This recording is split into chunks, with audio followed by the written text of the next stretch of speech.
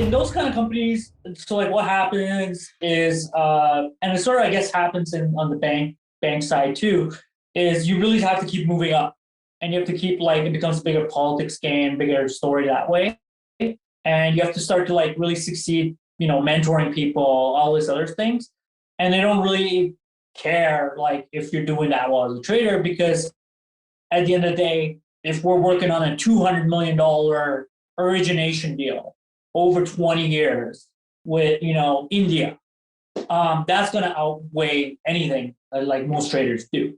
So they just view it a business that way. And I didn't really fit that mold. So then at that point, you start to look at, okay, do I go to more to like a merchant structure where you sort of know like what the costs are, things like that coming in. But you said you sorry to interrupt. You said you didn't fit that mold. Can you unpack that a little bit? Like, was it becoming more of a sales role and less of a trading role?